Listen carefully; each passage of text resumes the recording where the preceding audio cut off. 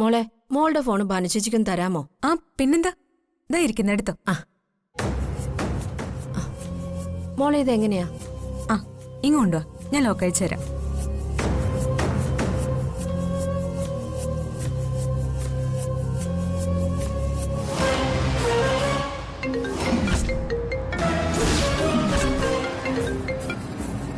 Hello. ആ മോളെ, അമ്മ അമ്മയുടെ ഫോൺ എടുക്കാൻ മറന്നുപോയി. ഇവിടെ മീനാക്ഷി എന്ന പേരുള്ള കൊച്ചിന്റെ ഫോണിൽ നിന്ന് അമ്മ വിളിക്കുന്നത്. ഇവള് തരികിടകളുടെ തലഗുരുവാ. ഈ ചെമ്പകമംഗലം മൊത്തം എടുത്ത് വിഴുങ്ങിക്കളയോന്നാ എന്റെ പേടി. ആ മോള് പറ. എടി, ആ ഫോണിൽ ഈ സാവിത്രി അവിടുത്തെ രാജലക്ഷ്മി അമ്മയോട് സ്ത്രീധനം ചോദിക്കുന്ന ഒരു വീഡിയോ ഉണ്ട്. ആ വീഡിയോ എടുത്തിട്ട് ആദ്യം എന്റെ ഫോണിലേക്ക് ഫോർവേഡ് ചെയ്യണം. ശരി മോളെ, അമ്മ അങ്ങനെ ചെയ്യാം. അതിനുശേഷം ഞങ്ങൾ നേരത്തെ പറഞ്ഞതുപോലെ ആ വീഡിയോ ഡിലീറ്റ് ചെയ്തേക്കണം. ശരി മക്കളെ, മക്കള് പറയുന്നത് പോലെ ചെയ്യാം. ആ പിന്നെ മറ്റൊരു കാര്യം, ആ വീഡിയോ എനിക്ക് അയച്ച കാര്യം ഒരു കാരണവശാലും സാവിത്രി അറിയരുത്. അത് മക്കളെന്താ അങ്ങനെയൊക്കെ പറയുന്നേ? അത്രയ്ക്ക് ബുദ്ധിമോശം കാട്ടുന്നവളാണോ ഈ മോളുടെ അമ്മ? വെക്കടി അവളുടെ ഒരു മകള്.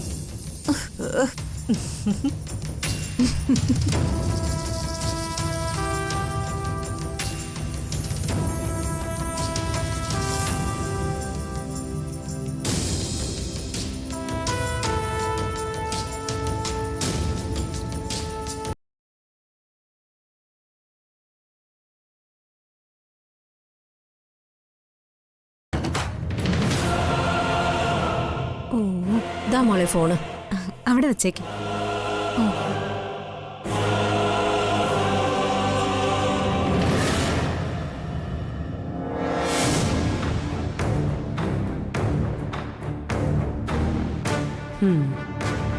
ഇന്നു മുതൽ മീനാക്ഷി വീണ്ടും എന്റെ അടിമ. ഞാൻ പഴയതുപോലെ ഈ ചെമ്പകമംഗലം തങ്കച്ചി.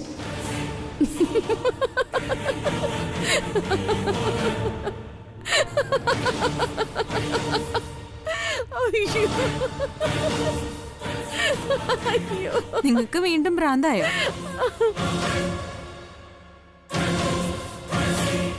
എന്നെ ഒരു ഭ്രാന്തിയാക്കി മാറ്റരുത്.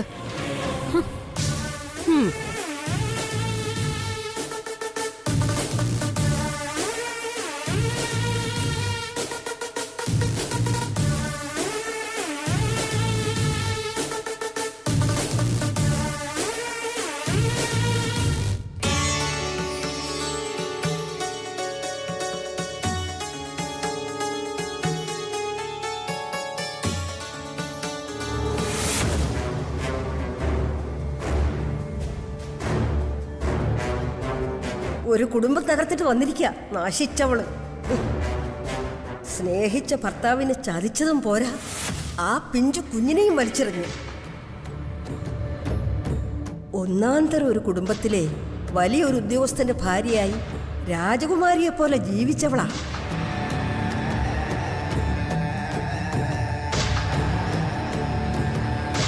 ഇവൾ എന്ത് കണ്ടിട്ടാണാവോ ആ ഞതവാലിയുടെ കൂടെ ഇറങ്ങി തിരിച്ചത്? ഇവള് യക്ഷിയാ, യക്ഷി, ചോര കുടിക്കുന്ന യക്ഷി.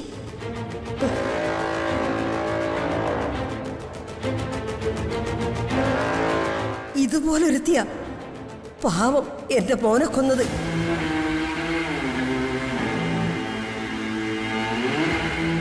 നിന്നെ ഞാൻ ഇഞ്ചിഞ്ചായി ഇവിടെ ഇട്ട് തകർക്കുംടി. നിന്നെപ്പോലൊരു ദുഷ്ടയ്ക്ക് ഈ നല്ല ഭൂമി ജീവിച്ചിരിക്കാൻ അർഹതയില്ലടി.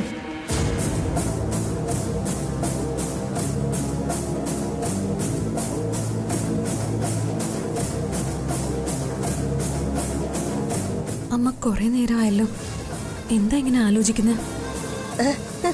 ഒന്നുമില്ല മോളെ, എനിക്ക് തീരെ സുഖമില്ല. വീടിനകത്തുള്ള ജോലിയൊക്കെ ഒന്ന് ചെയ്യാമോന്ന് ചോദിക്കാൻ ഒരുമ്പെടുകയായിരുന്നു ഞാൻ. അല്ല, മോക്ക് ബുദ്ധിമുട്ടാണെങ്കിൽ. അല്ലമ്മേ, എനിക്ക് ഒരു ബുദ്ധിമുട്ടുമില്ല, ഞാൻ ചെയ്തോളാം. ഓ,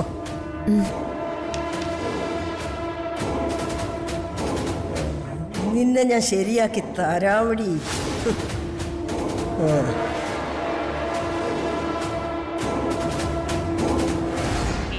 ഞങ്ങളുടെ അനുവാദം ഇല്ലാതെ അവൻ ബലമായി പിടിച്ചവളെ താലി കെട്ടിയതല്ലേ. എന്ന് വെച്ച് സ്ത്രീധനം കുറയ്ക്കാനൊന്നും ഞങ്ങൾ സമ്മതിക്കില്ല. സ്ത്രീധനം വാങ്ങിക്കുന്നതും കൊടുക്കുന്നതും നിയമവിരുദ്ധമാണെന്നും കുറ്റകരമാണെന്നും സാവിത്രിക്ക് അറിഞ്ഞൂടേടി. നിയമോ? ഏത് നിയമം? നിയമോ നീതിപാലകരും ഒക്കെ പോയി പണി നോക്കാൻ പറ. ഒരു നിയമം. സാവിത്രി നന്നായി ആലോചനയാണോ ഈ പറയുന്നത്? സ്ത്രീധനം തന്നില്ലെങ്കിലേ കെട്ടിയ പെണ്ണിന്റെ കഴുത്തേന്ന് ആ താരിമാല വലിച്ചു പൊട്ടിച്ച് അവരുടെ കർണക്കുറ്റി നോക്കി 2 പൊട്ടീരും പൊട്ടിച്ചിട്ട് പറഞ്ഞു വിടും അങ്ങോട്ട്. Very good. ഇതിനൊക്കെയാ വജ്രായുധം എന്ന് പറയുന്നത്. ഇത് വെച്ചൊരു കളി കളിച്ചാലേ കാർത്തികന്റെ യൂണിഫോം എന്നേക്കുമായി പെട്ടിയിലാവും. ഈ തെളിവ് വെച്ച് എങ്ങനെയാ അവനെ വീഴ്ത്തേണ്ടത്? ഞാനാണ് ഇതിന്റെ പിന്നിലെന്ന് അവനോ സാവിത്രിയോ ഒരിക്കലും അറിയാൻ പാടില്ല. അറിഞ്ഞ സാവിത്രി എന്റെ ശത്രുവാവും. സാവിത്രിയെ എനിക്കെന്റെ മിത്രമായി നിർത്തിയേ പറ്റൂ. കാരണം ചെമ്പകമംഗലത്തെ രാജലക്ഷ്മി അമ്മയെയും നന്ദിനിയെയും ഒതുക്കണമെങ്കിൽ സാവിത്രി എന്റെ കൂടെ നിന്നേ പറ്റൂ. ഇതിന്റെ പിന്നിലെ ഇന്ദ്രജയാണെന്ന് അറിയാതിരുന്ന പോരെ. സോഷ്യൽ മീഡിയയിൽ ഈ വീഡിയോ പ്രചരിച്ചാലേ ഇതിന്റെ പിന്നിൽ ഇന്ദ്രജയാണെന്ന് ആർക്ക് കണ്ടെത്താനാവും? അക്കാര്യം സാറ് ഏറ്റു. പിന്നല്ലാതെ ഇതിനൊക്കെയുള്ള ആളുകള് എന്റെ കൂടെ ഇല്ലേ ഇന്ദ്രജയെ? അത് മതി. എന്തായാലും ഈ വീഡിയോ തൽക്കാലം നമ്മുടെ കയ്യിലിരിക്കട്ടെ. ഇതെപ്പോ മീഡിയയിലൂടെ പ്രചരിക്കണമെന്നത് ഞാൻ സാറിനോട് പറയാം. Okay okay. കാര്യം എന്റെ ആങ്ങളയുടെ മകനാവൻ. പക്ഷെ ഒരു എല്ല് അവൻ ഇത്തിരി കൂടുതലാ. അതിന് ഒരു ശിക്ഷ കൊടുത്തേ പറ്റൂ.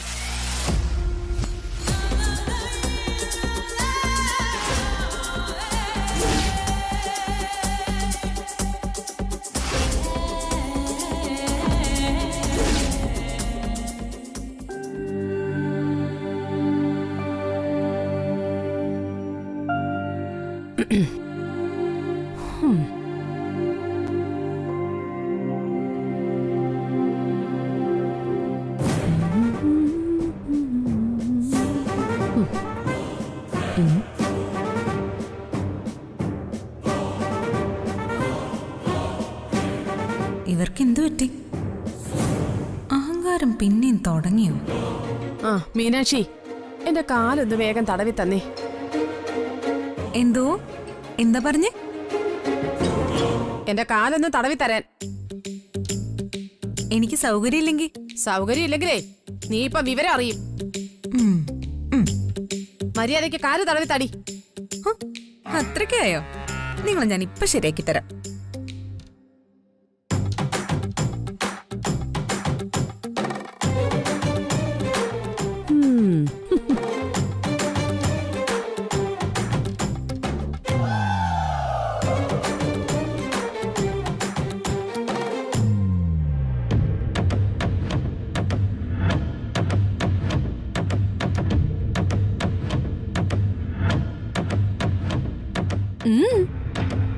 നീ എന്താ എന്നെ ശരിയാക്കി തരാന്ന് പറഞ്ഞിട്ട് മൊബൈൽ നോക്കുന്നത്?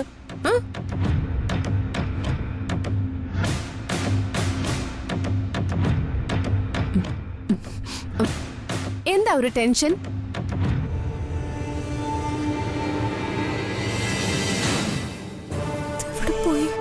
എന്നെ വിരട്ടാനും ബ്ലാക്ക്മെയിൽ ചെയ്യാനുള്ള ആ വീഡിയോ കാണുന്നില്ലല്ലേ? ആ വീഡിയോ കാണുന്നില്ലല്ലോ. അയ്യോ അയ്യോ, അതെ, ആ വീഡിയോ സ്വാഹ. അത് മാഞ്ഞുപോയി.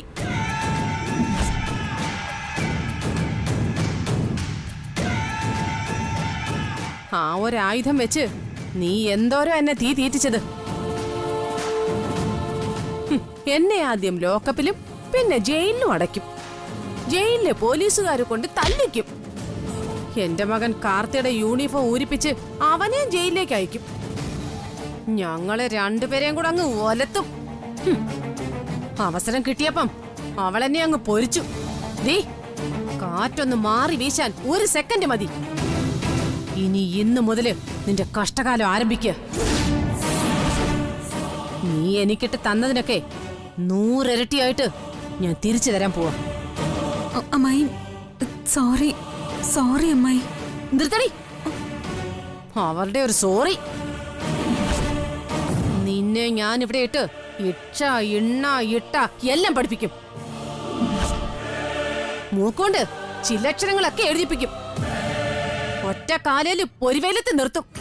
അമ്മായി, ആ വീഡിയോ പോയെന്ന് കരുതി അമ്മായി എന്നെ വിഷമിപ്പിക്കരുത്. എന്തോ എന്നെ ടോർച്ചർ ചെയ്യരുതെന്ന്. Don't hurt me. നിന്നെ ഞാൻ അങ്ങനെ വെറുതെ വിടില്ല. ഒന്നും അല്ലെങ്കിലും ഞാൻ അമ്മയുടെ ചേട്ടന്റെ മകളല്ലേ. അതുകൊണ്ട് ഒരടി കൂടുതൽ കിട്ടും. ഹ, ഒരു ചേട്ടന്റെ മകള്, അയാളെ എനിക്ക് കണ്ണെടുത്താ കണ്ടൂടാ. പ്ലീസ് അമ്മായി, പ്ലീസ്. എന്തായാലും അമ്മയുടെ മകൻ ACP എന്റെ കഴുത്തിൽ താലി കിട്ടിയവനല്ലേ. ആണോ? എന്നിട്ടാ നീ അവനെ ജയിലിൽ അടയ്ക്കുമെന്ന് പറഞ്ഞത്? അയ്യോ, ACP ഞാനൊന്നും ചെയ്യുമെന്ന് പറഞ്ഞിട്ടില്ല. എന്നെ അകത്താക്കുമെന്ന് പറഞ്ഞില്ലേ? അത് അപ്പോഴത്തെ ദേഷ്യത്തില് പറഞ്ഞു പോയതാ അമ്മായി. എന്നാലേ ഇപ്പോഴത്തെ ദേഷ്യത്തിന് പലതും ഞാൻ നിന്നോട് ചെയ്യും. അല്ല, എന്തിനും ഏതിനും ഒരു സൊല്യൂഷൻ ഇല്ലേ അമ്മായി? ഉണ്ട്, സൊല്യൂഷൻ ഉണ്ട്. നിന്റെ ഈ കാര്യത്തിനും ഒരു സൊല്യൂഷൻ ഉണ്ട്. അതെന്താണെന്ന് ഞാൻ പറഞ്ഞു തരട്ടെ? ടെൽ മീ അമ്മായി. നീ ഇവിടുന്ന് പോണം.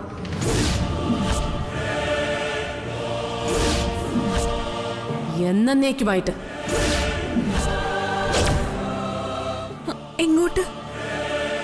മാധവ മന്ദിരത്തിലേക്ക്, ഇന്ദ്രജിയുടെ വീട്ടിലേക്ക്. അതാ തൽക്കാലം നിന്റെ വീട്. അതിന്റെ അവകാശം ഞാനും എന്റെ രാമേട്ടനും ആണെങ്കിലും തൽക്കാലം നീ അവിടെ താമസിച്ചു.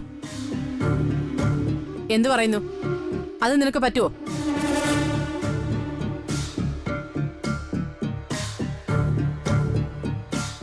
അതെ, വേഗം പറ. നീ പോവോ? ശരി, ഞാൻ പോവാം. Very good. അവനവന്റെ ആരോഗ്യത്തിന് ഹാനികരമായ തീരുമാനം എടുക്കാത്തതാ നിനക്ക് നല്ലത്. എങ്കിൽ നാളെ തന്നെ ഇവിടുത്തെ സ്ഥലം വിട്ടോണം. ഇതോട്രാ. അമ്മായി ഒന്ന് നിന്നേ.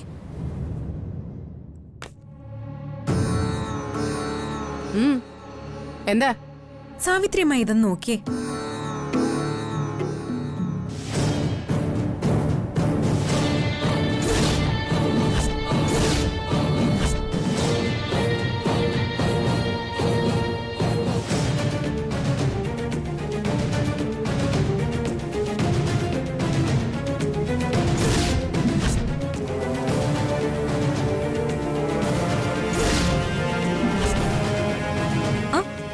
ഞെട്ടി ബോധം കെട്ട് വീഴണ്ട.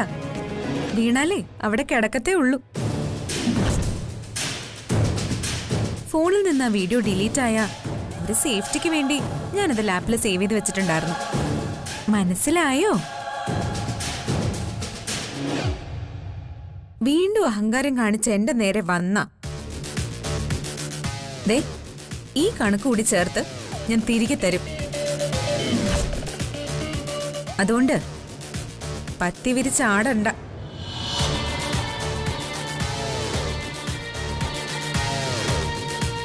ആ, ഞാൻ കുറെ സ്നാക്സിനും ഫുഡ് ഐറ്റംസിനൊക്കെ ഓർഡർ കൊടുത്തിട്ടുണ്ട്. അതിപ്പോ വരും. ബില്ല് പേ ചെയ്തിട്ടില്ല. അതിന്റെ ബില്ല് കൊടുത്ത് ആ സാധനങ്ങളൊക്കെ ഇങ്ങ് വാങ്ങിക്കൊണ്ട് വാ. കാശ് കൊടുക്കാൻ ബുദ്ധിമുട്ടൊന്നുമില്ലല്ലോ. അയ്യോ ഇല്ല മോളെ, ഞാൻ ഇപ്പൊ വാങ്ങിച്ചോണ്ട് വരാം. അയ്യോ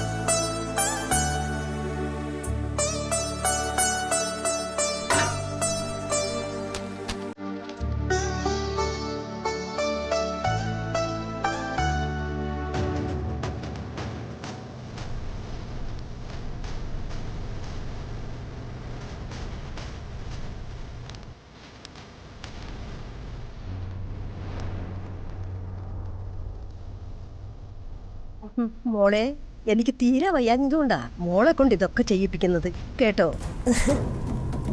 അല്ല മോക്ക് കുഴപ്പമൊന്നുമില്ലെന്ന് എനിക്കറിയാം. ഇവിടെ ഇങ്ങനത്തെ ജോലിക്കാരെ കിട്ടാൻ വലിയ പാടാ മോളെ. കിട്ടിയാൽ തന്നെ ഒന്നിനെയും വിശ്വസിച്ചേൽപ്പിക്കാനും പറ്റത്തില്ല. ഇതൊക്കെ എനിക്ക് ചെയ്യാൻ പറ്റുന്നത് അമ്മ. എനിക്ക് ഒരു ബുദ്ധിമുട്ടുമില്ല. അമ്മ എനിക്ക് സ്വന്തം അമ്മയെ പോലെയാ. അയ്യോ അയ്യോ.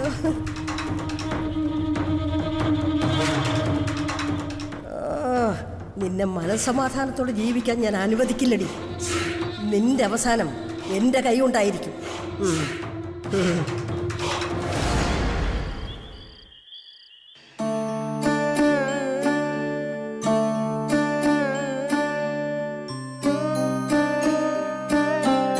മോളെ നന്ദിനി, എന്താ അമ്മേ?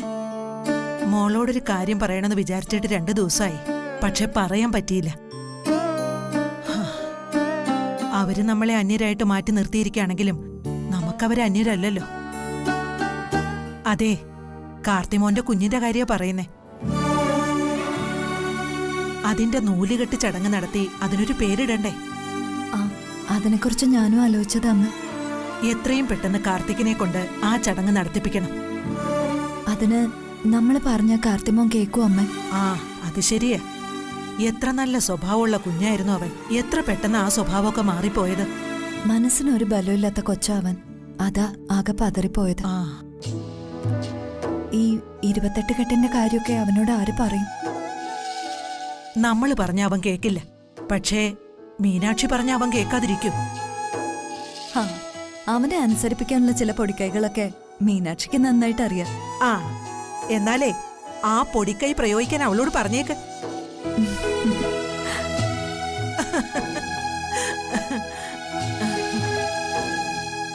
വാവൂ വാവേ വാവാവോ. എന്തടാ മോളെ? എന്തുവാ എന്റെ പൊന്ന് ചക്കരവാവേ? എത്ര കാലം നിന്നെ പൊന്നേ, മുത്തേ, കുഞ്ഞേ, ജിങ്കിടി വാവേ എന്നൊക്കെ വിളിക്കും.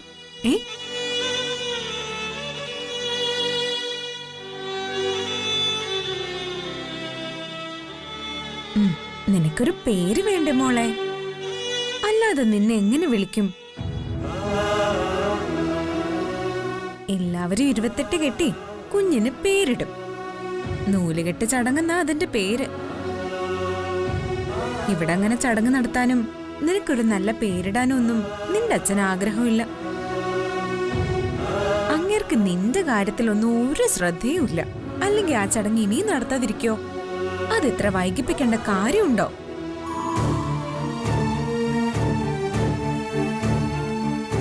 എന്റെയും കുഞ്ഞിന്റെയും കാര്യത്തിൽ ആരും അങ്ങനെ ഉത്കണ്ഠപ്പെടേണ്ട കാര്യമില്ല. ആരും എന്നെ ഉപദേശിക്കാനും വരണ്ട. 28 കെട്ടും പേരിടിയിൽ ചടങ്ങൊക്കെ ഞാൻ കൃത്യസമയത്ത് നടത്തും.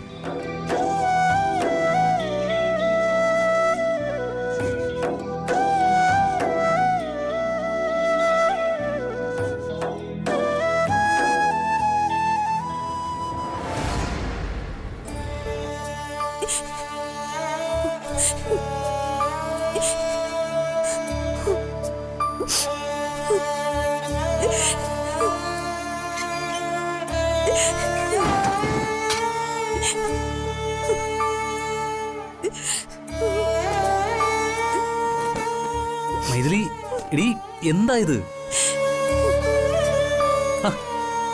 നീ കരയാതെ.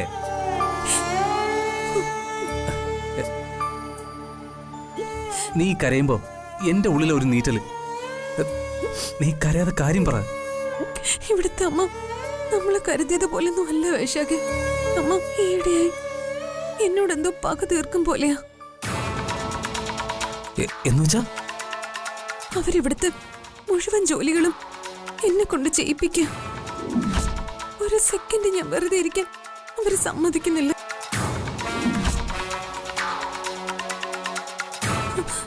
അടിച്ചു തൂപ്പും, ഫുഡ് ഉണ്ടാക്കലും, പാത്രം കഴുകലും, അത് കഴിഞ്ഞ് ആ പ്രതിമകളിൽ പെയിന്റിങ്. ഞാൻ മടുത്തു. നീ മടുക്കണം. അതിനാണല്ലോ നിന്നെ കൊണ്ട് ഇങ്ങനെയൊക്കെ ചെയ്യിപ്പിക്കുന്നത്. എനിക്ക് എനിക്ക് വയ്യടാ വൈശാഖെ. ഞാൻ ഇത്തരം ജോലികളൊന്നും ചെയ്തിട്ടില്ല. എന്റെ വീട്ടിലാണെങ്കിലും ചെമ്പകമംഗലത്താണെങ്കിലും ഈ വക ജോലികളൊന്നും ചെയ്യാൻ ആരും എന്നെ അനുവദിച്ചിട്ടില്ല. ഇവിടുത്തെ അമ്മ ഒരു സർവന്റിനേക്കാൾ കഷ്ടമായിട്ടാ എന്നെ കാണുന്നത്. എനിക്കിനി ഇവിടെ പിടിച്ചു നിൽക്കാൻ പറ്റില്ല വൈശാഖെ. നമുക്ക് എത്രയും പെട്ടെന്ന് ഇവിടുന്ന് മാറണം. മാറിയേ പറ്റൂ. ആ സ്ത്രീ ഇത്തരക്കാരിയാണെന്ന് ഞാൻ കരുതിയില്ല. അവര് ആദ്യം നമ്മളോട് കാണിച്ച സ്നേഹമൊന്നും പിന്നീട് കാണിക്കുന്നേ ഇല്ല.